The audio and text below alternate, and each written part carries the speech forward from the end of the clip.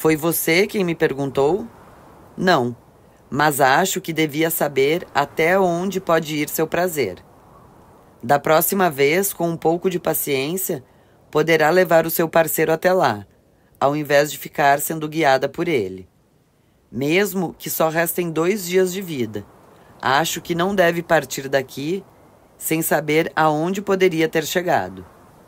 Só se for com um esquizofrênico que está me esperando para escutar piano. Pelo menos ele é um homem bonito. O homem de terno pediu silêncio, interrompendo a conversa. Mandou que todos se concentrassem na rosa e esvaziassem suas mentes. Os pensamentos vão voltar, mas procurem evitá-los. Vocês têm 2 escolhas: dominar suas mentes ou serem dominados por ela. Já viveram essa segunda alternativa. Deixaram-se levar pelos medos, neuroses, inseguranças, porque o homem tem essa tendência à autodestruição. Não confundam a loucura com a perda de controle. Lembre-se de que na tradição sufi, o principal mestre é o que todos chamam de louco. E justamente porque a sua cidade o considerava insano, o mestre sufi tem a possibilidade de dizer tudo o que pensa e fazer tudo o que dá vontade. Assim era com os bobos da corte, na época medieval. Podiam alertar o rei sobre todos os perigos que os ministros não ousavam comentar, porque temiam perder seus cargos. Assim deve acontecer com vocês.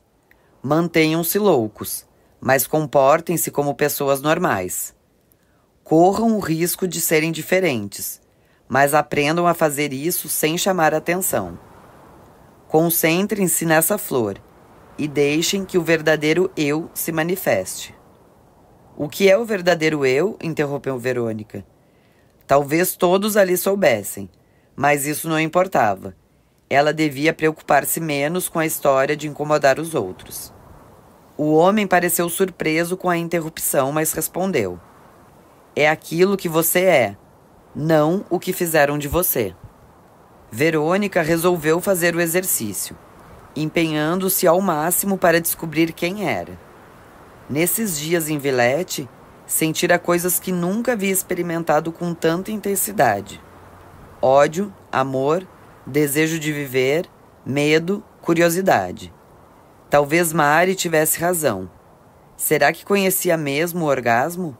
Ou só tinha chegado até onde os homens a queriam levar? O senhor de terno começou a tocar a flauta. Aos poucos, a música foi acalmando sua alma, e ela conseguiu fixar-se na rosa.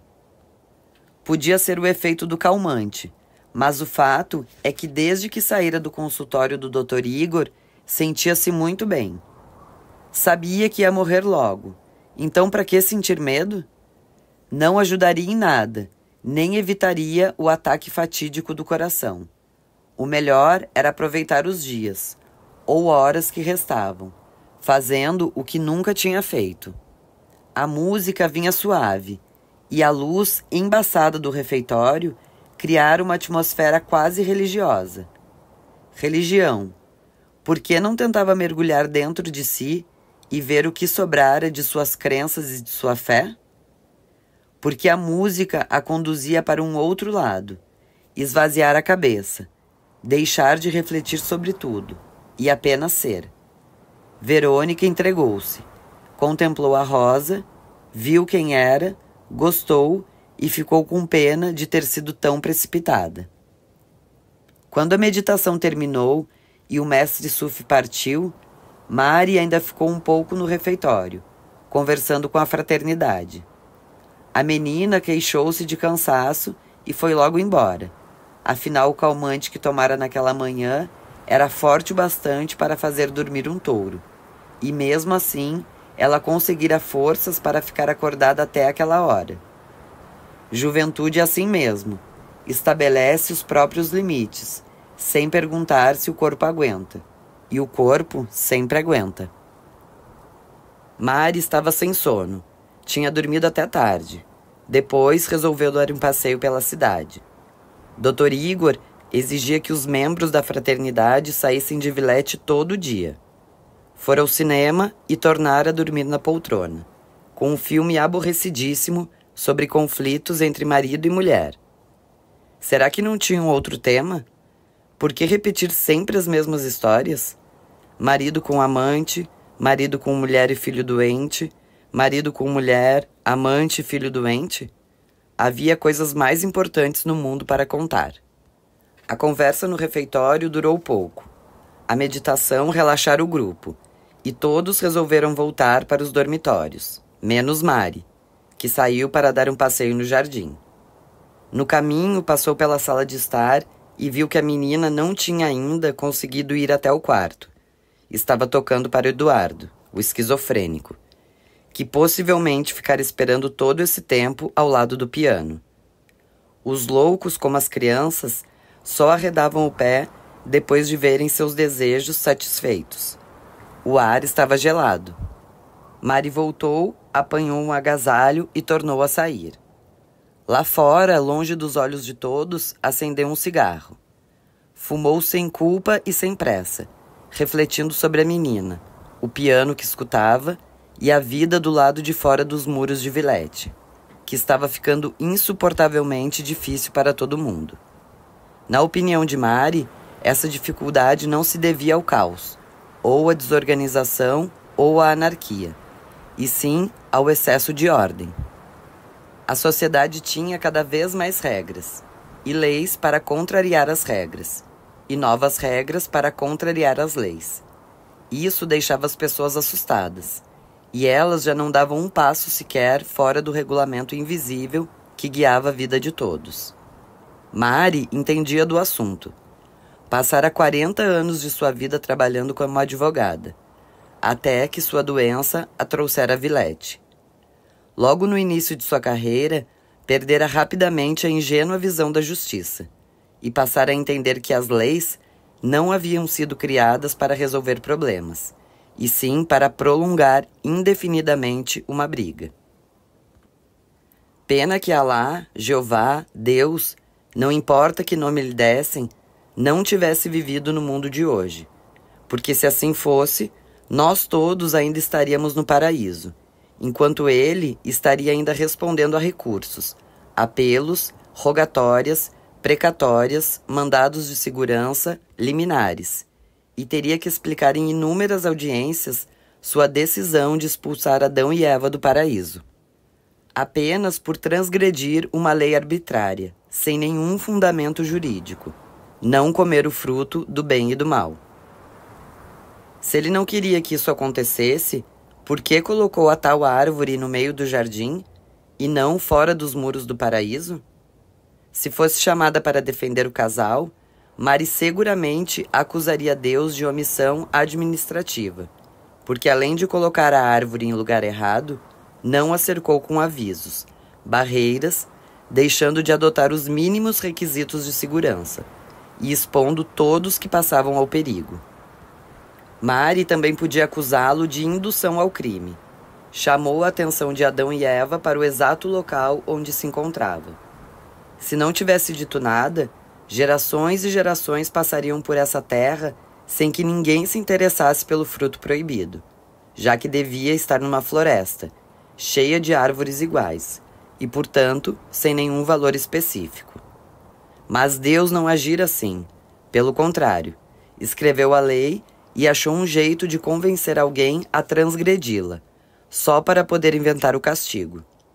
Sabia que Adão e Eva terminariam entediados com tanta coisa perfeita e, mais cedo ou mais tarde, iriam testar sua paciência. Ficou ali esperando, porque talvez também ele, Deus Todo-Poderoso, estava entediado com as coisas funcionando perfeitamente. Se Eva não tivesse comido a maçã, o que teria acontecido de interessante nesses bilhões de anos? Nada. Quando a lei foi violada, Deus, o juiz todo-poderoso, ainda simulara uma perseguição, como se não conhecesse todos os esconderijos possíveis. Com os anjos olhando e divertindo-se com a brincadeira, a vida para eles também deveria ser muito aborrecida desde que Lúcifer deixara o céu. ele começou a caminhar. Mari imaginava como aquele trecho da Bíblia daria uma bela cena de filme de suspense. Os passos de Deus, os olhares assustados que o casal trocava entre si. Os pés que subitamente paravam ao lado do esconderijo. Onde estás? Perguntara Deus. Ouvi seu passo no jardim.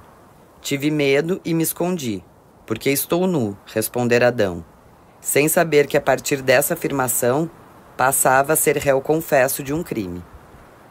Pronto.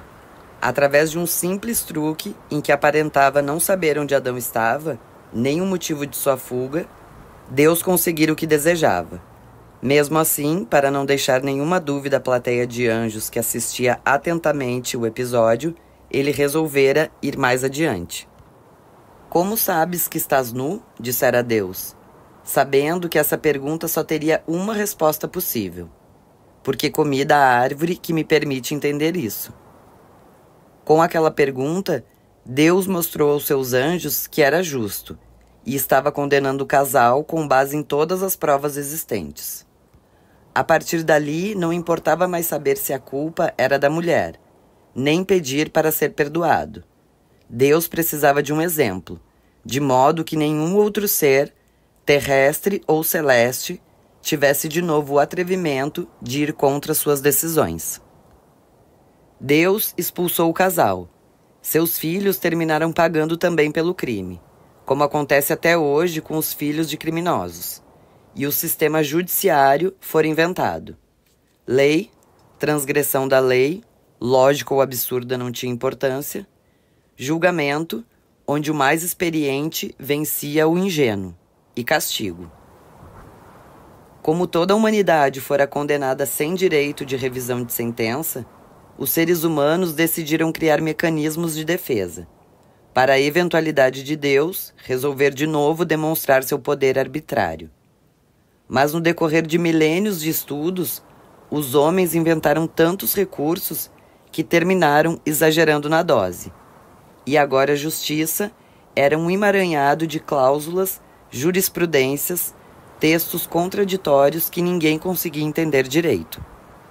Justiça, direito, embora fosse indispensável para ajudar os inocentes, nem sempre funcionava da maneira que todos gostariam.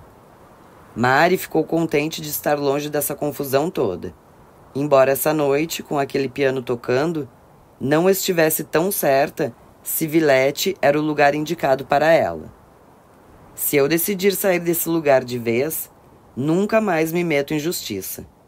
Não vou mais conviver com loucos que se julgam normais e importantes, mas cuja única função da vida é fazer tudo ficar mais difícil para os outros. Vou ser costureira, bordadeira. Vou vender frutas em frente ao Teatro Municipal. Já cumpri a minha parte de loucura inútil. Em Villette era permitido fumar, mas era proibido jogar o cigarro na grama. Com prazer, ela fez o que era proibido, porque a grande vantagem de estar ali era não respeitar regulamentos e, mesmo assim, não ter que aguentar maiores consequências. Aproximou-se da porta de entrada. O guarda, sempre havia um guarda ali, afinal era a lei, cumprimentou-a com um aceno de cabeça e abriu a porta. Não vou sair, disse ela. Belo piano, respondeu o guarda. Tem acontecido quase todas as noites.